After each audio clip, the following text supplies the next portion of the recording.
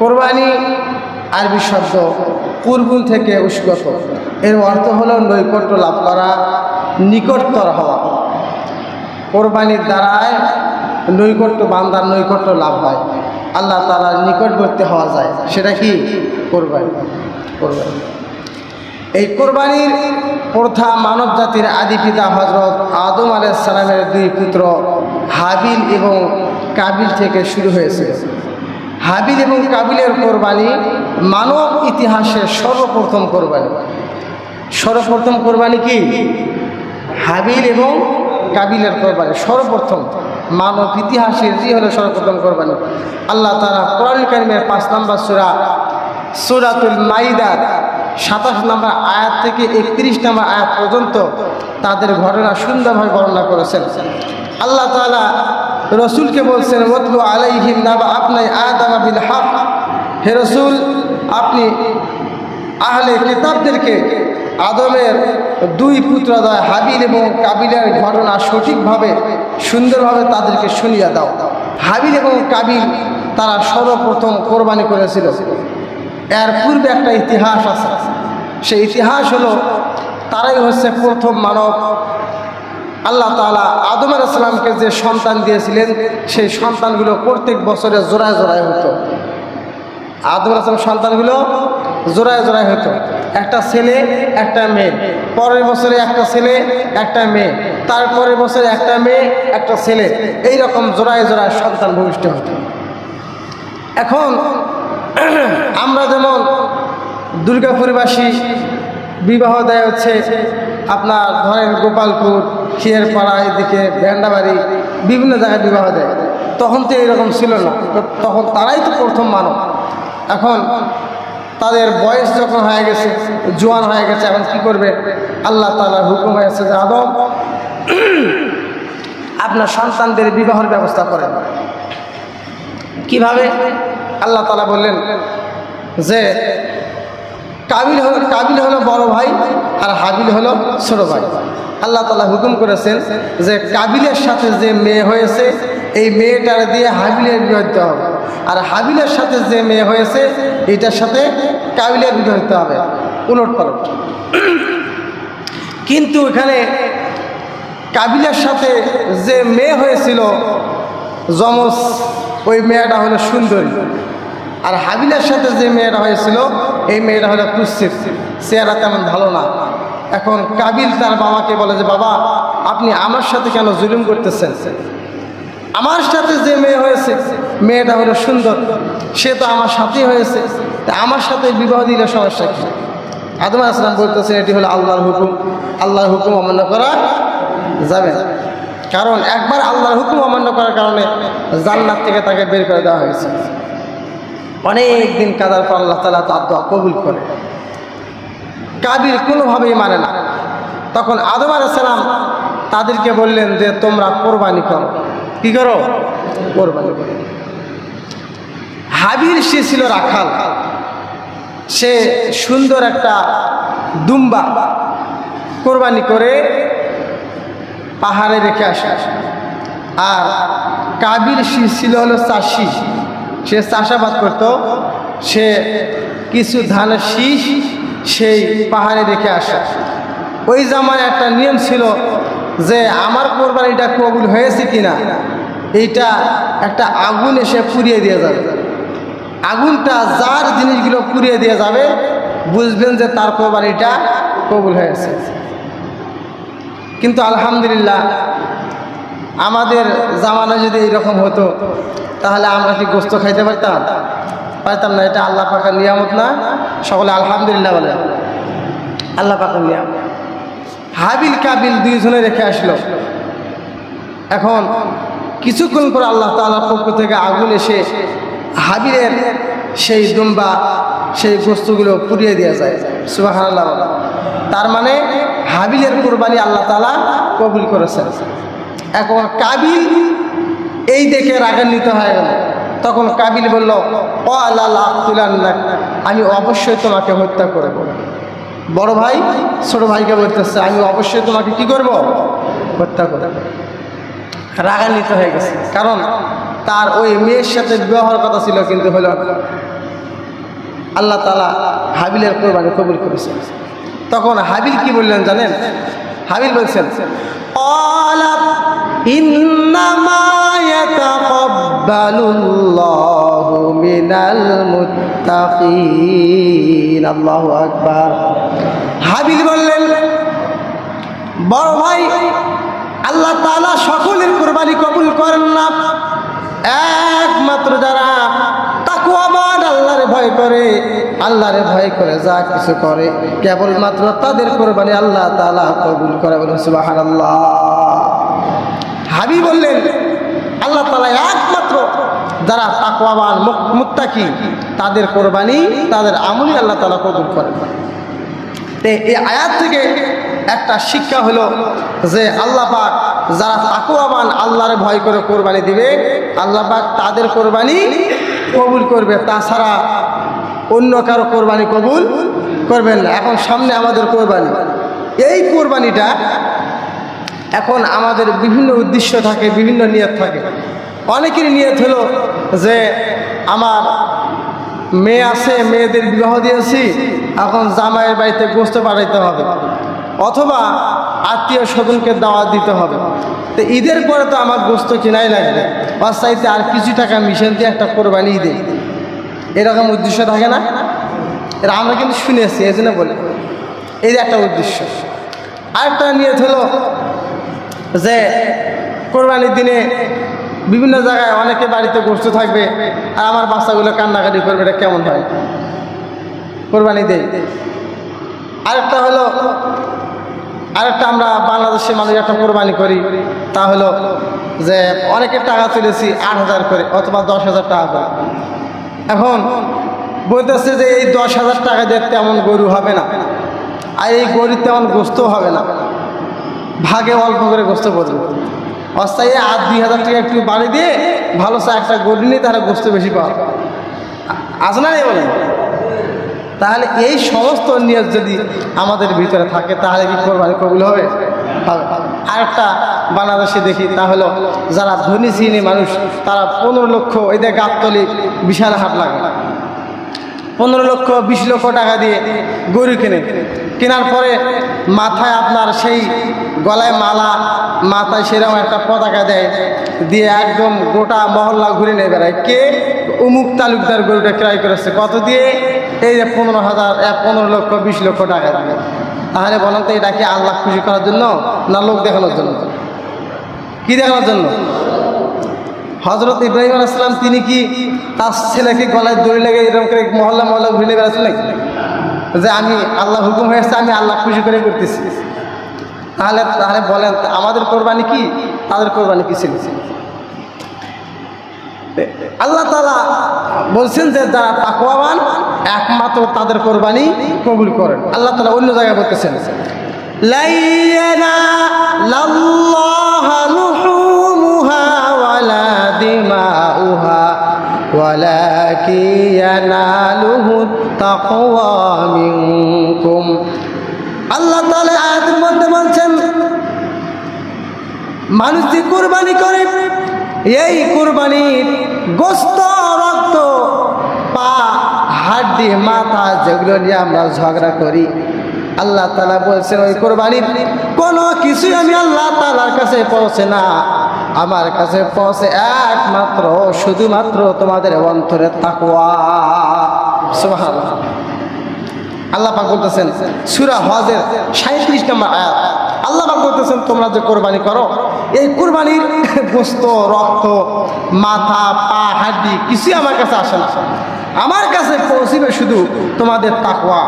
তাকওয়া মানে তোমরা কাকে ভয় করে কোরবানিটা করলে, কাকে খুশি করে, কাকে উদ্দেশ্য করে গোশত খাওয়া নিয়ত, না আল্লাহকে খুশি করে? আল্লাহ কিন্তু এইটা দেখবে, আল্লাহ এইটা দেখবে। শুধু তাই নয়, এই যে আমরা কোরবানি করি এবং নামাজ পড়ি, অন্য অন্য ইবাদত করি, কার জন্য করব? আল্লাহ তাআলা রাসূল সাল্লাল্লাহু আলাইহি ওয়াসাল্লামকে তিনি বলতেছেন, কুল ইন্না সালাতি ওয়া নুসুকি ওয়া মাহইয়ায়া ওয়া মামাতি লিল্লাহি রাব্বিল আলামিন। কুল ইন্না সালাত, কুল নবী আপনি বলুন ইন্নাস সালাত, নিশ্চয় আমার নামাজ, ওয়া নুসুকি আমার কুরবানি, ওয়া মাহইয়ায়া আমার জীবন, ওয়া মামাতি আমার মরণ, লিল্লাহি রাব্বিল আলামিন, সব কিছু কার জন্য? সেই আল্লাহ, সেই রবের জন্য। কিন্তু যদি এই কুরবানি সেই রবের জন্য না হয় তাহলে কিন্তু কোরবানিটা কবুল হবে না, শুধু আমাদের গোশত খাওয়া হবে। এরপরে আল্লাহ নবী সাল্লাল্লাহু আলাইহি ওয়াসাল্লাম বলেন ইন্নাল্লাহা লা ইয়ানজুরু ইলা সুওয়ারিকুম ওয়া আমওয়ালিকুম ওয়ালাকিন ইয়ানজুরু ইলা কুলুবিকুম ওয়া আমালিকুম, নিশ্চয় আল্লাহ তাআলা তোমাদের চেহারা এবং সম্পদের দিকে লক্ষ্য করেন না। কে বলতেছেন? আল্লাহ নবী সাল্লাল্লাহু আলাইহি ওয়াসাল্লাম বলতেছেন নিশ্চয় আল্লাহ তাআলা তোমাদের চেহারা এবং সম্পদের দিকে লক্ষ্য করেন না, তিনি লক্ষ্য করেন হচ্ছে তোমাদের অন্তর। কি লক্ষ্য করেন? অন্তর এবং তোমাদের আমলের দিকে, তোমাদের অন্তর লক্ষ্য। তোমাদের অন্তরটা কি বলতেছে? আমরা 7 জনে ভাগে কোরবানি দিলাম, 7 জনের নিয়ত যদি এক না থাকে কোরবানি কি হবে? কোরবানি হবে না। এখন 6 জনের নিয়ত আছে যে আল্লাহকে রাজি খুশি, একজনের নিয়ত হলো যতই কোরবানি দেয় না কেন আমার মেয়ে জামাই আছে তাদের জন্য কোরবানি দিতেই হবে। অনেকের বিশেষ করে একটা এইরকম একটা উদ্দেশ্য থাকে, আমি যেটা লক্ষ্য করেছি তা হলো যে আমি যদি কোরবানি না দিই তাহলে মানুষ কি বলবে, এটা একটা উদ্দেশ্য। গত কয়েকদিন আগে স্ত্রী, একজনের স্ত্রী, আল্লাহ সাক্ষী মিথ্যা কথা কিছু না, বাস্তবতা, একজন স্ত্রী তার স্বামীকে বলতেছে যে কোরবানি দিতে হবে, একটা ছাগল হলেও দিতে হবে। স্বামী বলতেছে আমার বর্তমান যে অবস্থা আমি দিতে পারবো না। এখন স্ত্রী বলতেছে একটা আমাদের মান সম্মান আছে, কোরবানি যদি না দেয় তাহলে মান সম্মান থাকবে না। তাহলে আমি তাকে বললাম যে মান সম্মানের দিকে তাকে যদি কোরবানি দেয় তাহলে কোরবানি দিয়ে কি লাভ আছে? কোনো লাভ নাই। একমাত্র কাকে খুশি করে? আল্লাহ তাআলাকে খুশি করে। সম্মানিত হাজিরিন, তে হাবিল আর কাবিল দুইজনে কোরবানি দিয়েছিল। হাবিল একটা কবুল হয়েছে, কাবিল একটা কবুল হয় নাই। তখন কাবিল রাগান্বিত হয়ে হাবিলকে বলল আমি অবশ্যই তোমাকে হত্যা করব। তখন হাবিল বললেন ভাই রাগান্বিত হয়ে কোনো লাভ নাই, একমাত্র যারা মুত্তাকি তাকওয়াবান আল্লাহ পাক তাদের কোরবানি কবুল করে। দ্বিতীয়ত কাবিল যেহেতু সুন্দরী মেয়েকে বিবাহ করবে, তার একটা রাগ আছে না নাই? সে বলেছে আমি তোমাকে হত্যা করব। এখন হাবিল বলতেছেন লাইম বাসাত্তা ইলাইয়া ইয়াদাকা লিতাকতুলানি মা আনা বিবাসিতি ইয়াদিয়া ইলাইকা লিআকতুলাক ইন্নী আখাফুল্লাহ রাব্বাল আলামিন। আল্লাহু আকবার।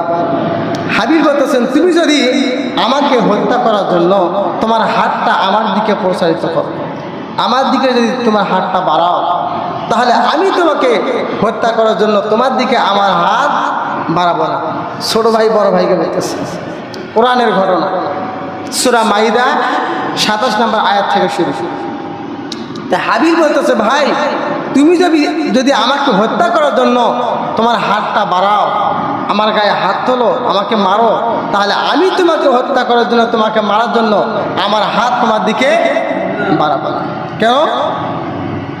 হাবিল বলতেছেন যে ইন্নী আখাফুল্লাহ রাব্বাল আলামিন, নিশ্চয় আমি বিশ্ব জাহানের রব সেই মালিককে আমি হাবিল ভয় পাই। সুবহানাল্লাহ বলবেন না? আজ যদি আমাদের হলে আমরা কি হতাম? তুই আমাকে মারবি, আয়, ও খালি বলছে তোর আমি হত্যা করবো। ছোট ভাই যা একদম মানুষ ইয়ানা ছুরি এবং দাওয়ানা সারা, আয় মারবি নাকি, আয়, হয় কি না? কিন্তু হাবিলে আল্লাহ তাআলা কীরকম একটা মেধা দিয়েছিলেন। হাবিল বলতেছে ভাই তুমি যদি আমাকে মারতে তোমার হাত বাড়াও তাহলে আমি তোমাকে মারার জন্য হাত বাড়াবো না, কারণ আমি বিশ্বজাহানের রব আল্লাহ তাআলাকে ভয় করি। সুবহানাল্লাহ বলে। সম্মানিত হাজিরিন, এরপরে হাবিল আরো বললেন ইন্নী উরিদু আন তাবুআ বিসমি ওয়া ইসমিকা ফাতাকুনা মিন আসহাবিন নার ওয়া যালিকা জাযাউজ জালিমিন। হাবিল বলতেছেন যে আমি চাই যে আমার দ্বারা কোনো পাপ না হোক। কে বলতেছে? হাবিল। কার সন্তান? আদম আলাইহিস সালামের সন্তান। আদম আলাইহিস সালামের সন্তান হাবিল বলতেছে যে আমি চাই যে আমার দ্বারা কোনো পাপ না হোক, এবং তুমি আমার পাপ এবং তোমার পাপ সমস্তই তোমার মাথার উপর তুলে নাও, এবং তুমি জাহান্নামে অনন্তকাল সেখানে থাকো। কে বলতেছে? হাবিল বলতেছে। কারণ যদি হত্যা করে, হত্যাকাণ্ড ঘটায়, গুনাহ করে, আল্লাহর হুকুম অমান্য করে, তাহলে তার জায়গা তো জাহান্নামই হবে। জাহান্নাম হবে কিনা? শুধু তাই নয়, হাবিব বললেন ওয়াজা আলিকা জাযাউজ জালিমিন, আল্লাহ তাআলা অত্যাচারীদের শাস্তি এই রকমই দিয়ে থাকে। যারা আল্লাহ তাআলার হুকুম অমান্য করবে, গুনাহ করবে, ইসলাম বিদ্বেষী কাজ করবে, তাদের জায়গা হবে জাহান্নাম। আর তাদের শাস্তি কি এই রকমের? যারা আল্লাহর হুকুম অমান্য করবে তাদের শাস্তি এই রকম। শুধু তাই নয়, এরপরে কাবিল কি করলো? আল্লাহ তাআলা কোরআন কারীমের ভিতরে বলতেছেন ফাতাওয়াত লাহু নাফসুহু ক্বাতলা আখি ফাকাতালাহু ফাআসবাহা মিনাল খাসিরিন। অতঃপর কাবিলের নফস, তার আত্মাটা তার ভাইয়ের দিকে প্রসারিত করলো যে তার ভাইকে হত্যা করার জন্য। তখন কাবিল কি করলো? ওই হাবিল, সে যেহেতু রাখাল ছিল, গরু চড়াতো, তাফসীরের মধ্যে এসেছে সে মাঠে ছাগল, এরপরে দুম্বা ছেড়ে দিয়েছে। দেওয়ার পরে সে একটা গাছের নিচে একটু আরাম করতেছে, ঘুমিয়ে পড়েছে। এখন তারা তো পৃথিবীর প্রথম মানব, হত্যাকাণ্ড কেমনে তারা তো কিছু জানে না। এখন কাবিল হাবিলকে কিভাবে হত্যা করবে? শয়তান মানুষের রূপ নিয়ে কাবিলের সামনে, কাবিলের চোখের সামনে দেখলো যে একটা সাপ যাইতেছে। এই শয়তান মানুষের রূপ নিয়ে একটা পাথর নিয়ে সাপের মাথায় যখন একটা আঘাত করলেন, তখন সঙ্গে সঙ্গে সাপটি সেখানে মারা যান। কাবিল এইটা দেখে সে শিক্ষা নিল। এখন একটা পাথর নিয়ে তার ভাই হাবিলের মাথায় নিক্ষেপ করার সাথে সাথে হাবিল দুনিয়া থেকে বিদায় নিয়ে চলে যায়। এখন এই লাশটা সে কিভাবে দাফন করবে? কারণ তখনও লাশ কাফন দাফনের সিস্টেম কেউ মারা যায় নাই, জানে না, আর কিভাবে দাফন করবে? আল্লাহ তাআলা কোরআন কারীমের ভিতরে বলতেছেন ফাবাআসাল্লাহু গুরাবান ইয়াবহাসু ফিল আরদি লিয়ুরিয়াহু কাইফা ইউআরি সাওআতা আখি। অতঃপর আল্লাহ তাআলা একটি গুরাবান, একটি কাক পাঠাইলেন। কি পাঠাইলেন? গুরাবান মানে হচ্ছে কাক। এই কাবিল যে হাবিলকে দাফন করবে এই নিয়মটা জানে না। আল্লাহ তাআলা একটি কাক প্রেরণ করলেন। সূরা মাইদার 31 নম্বর আয়াত। আল্লাহ পাক একটি কাক প্রেরণ করে ওই কাবিলের চোখের সামনে এই কাকটি কি করলেন? সে আরেকটা কাককে মেরে ফেলেছে। ফেরার পরে সে পা দিয়ে একটা গর্ত করলো। গর্ত করার পরে ওই গর্তের ভিতরে ওই কাকটারে রেখে সে মাটি দিয়ে সেখান থেকে উড়িয়ে চলে গেল। এখন কাবিল কিন্তু সেখান থেকে শিক্ষা নিল, এবং কাবিল আফসোস করতেছে, হাই আমি একটা কাকের যে বুদ্ধি, আমি এই বুদ্ধি সাথে পারলাম না। আল্লাহ তাআলা বলতেছেন সে অত্যন্ত লজ্জিত হলো। আল্লাহ তাআলা বলতেছেন, সম্মানিত হাজিরিন, এই যে হত্যাকাণ্ড পৃথিবীর শুরু থেকে যারা প্রথম মানব আদম আলাইহিস সালামের সন্তান হাবিল থেকে হত্যাকাণ্ড শুরু হয়।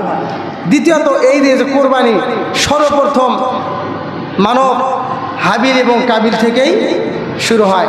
আল্লাহ নবী সাল্লাল্লাহু আলাইহি ওয়াসাল্লাম বলেছেন, যেহেতু এই প্রথম হত্যাকাণ্ড শুরু করেছে কাবিল সে চালু করে গেছে, এতে পৃথিবীতে যত হত্যাকাণ্ড হবে এর কিছু গুনাহ কাবিলের আমলনামায় চলে যাবে।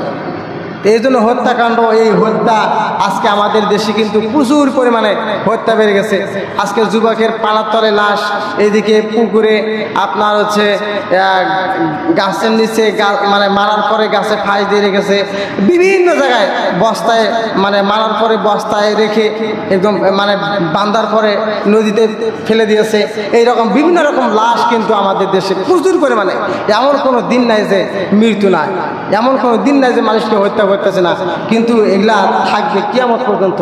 যদি দেশে কোরআনের আইন থাকতো তাহলে কিন্তু এগুলো থাকতো না, কিন্তু কোরআনের আইন নাই, এটা চলতে থাকে। সম্মানিত হাজিরিন, দ্বিতীয়ত আমরা যে কোরবানি করি, আমাদের কোরবানি কিন্তু হাবিল কাবিল থেকে না। আমাদের কোরবানি হলো হযরত ইব্রাহিম আলাইহিস সালাম থেকে আমাদের কোরবানি শুরু। সময় সংক্ষেপ, আলোচনা বিশাল। হযরত ইব্রাহিম আলাইহিস সালাম তেনার কোনো সন্তান ছিল না। প্রথম স্ত্রী ছিল হলো সারা। কে ছিল? সারা। তার কোনো সন্তান নাই। এরপরে তিনি হিজরত করার পরে বিবাহ করে দ্বিতীয় স্ত্রী, নাম হলো হাজেরা। কি নাম? হাজেরা। তিনি যখন সন্তান নাই, তিনি আল্লাহ তাআলার কাছে দোয়া করলেন, রব্বি হাবলি মিনাস সলিহিন, আল্লাহ আমাকে একটা নেককার সন্তান দাও।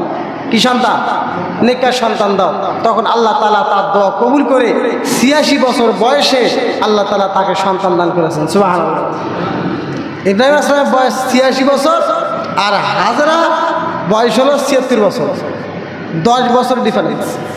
আল্লাহ তাআলা ৮৬ বছর বয়সে ইব্রাহিম আলাইহিস সালামকে সন্তান দান করেছেন।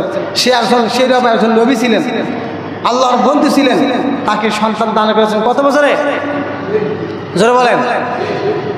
আর আমাদের বিবাহ হওয়া আপনার বয়স ধরেন ২০ বছর ২৫ বছর, বিবাহ হওয়া হলে ৩-৪ বছর। এখন আমাদের বাবা ছাড়া বুদ্ধি নেই, সন্তান নেই, কী করবো? ৩-৪ বছর হয়ে গেল, এখন একটা ছাগল নিয়ে 5 কেজি চাউল নিয়ে যায় হলে বাবার দরকারে। বাবা বোঝেন? হ্যাঁ, এদের বগুড়া মহাস্থান যায়, এরপরে বিভিন্ন বাবার দরবার আছে, বাবা আমার তো সন্তান হয় না, একটা সন্তান দাও। মানে আল্লাহ মনে হয় ফেল হয়ে গেছে, এখন বাবার দরবারে গেছে। এরপরে আপনার এদের পাশে ঝাড় পিছলা, সেখানে যা চায়।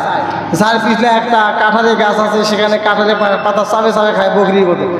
কাঁঠালের পাতা খায় বকরির, এখন মানুষও খাওয়া শিখেছে কাঁঠালের পাতা, ঠিক না?